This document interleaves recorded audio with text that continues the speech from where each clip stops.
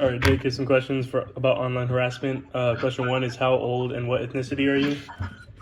I am 19 years old and I am white. Okay. Do you have any personal experience being online harassed, and if so, on what platform?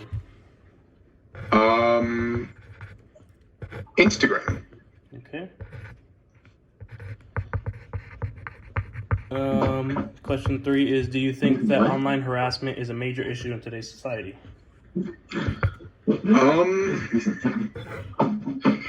That's a great question because I guess harassment would happen either way, but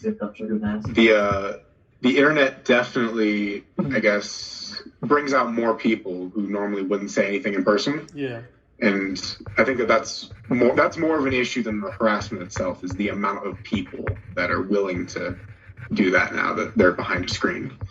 That makes sense.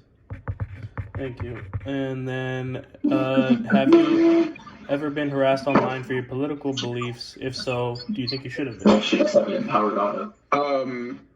No, I don't think really anybody should be harassed for their political beliefs. You definitely have the right to, and people should ask you questions, and people, you should have those conversations, but people just like yelling at you and cussing at you and just being overall rude, like, I don't think that should happen. I don't think people should do that, but I don't control that. So yeah.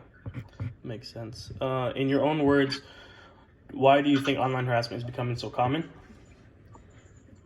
Well, because it's I don't know. It's almost like it's a trend. Like people, like I remember it used to be rude to ask someone what their political beliefs were, and nowadays it's like if you don't tell someone, if you don't post it on Instagram or social media, like people are gonna ask you. And especially like if you're someone who has a lot of followers or something like that. That's true.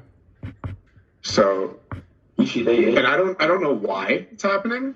Yeah. I think it's because when everyone's behind a screen, no one's like, there's no one to be there to call you out. Oh, she's okay. That makes sense. Yeah, that's a good answer.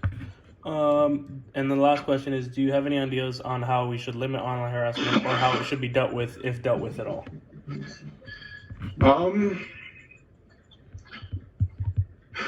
It's actually a really good question, because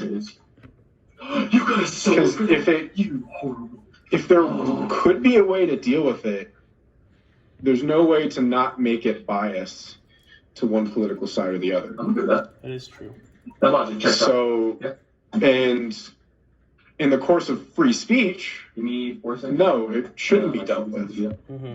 Do I think everybody should be a little nicer? Maybe, but yeah. But there is no tangible way to deal with it that people aren't going to be upset by. Yeah. So we're gonna have a backling zone. I guess if you want to say the constitutional course of action, if you want to get political about it, would be to not deal with it.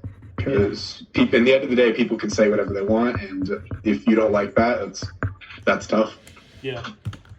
Life, I guess. Oh, yeah. All right. And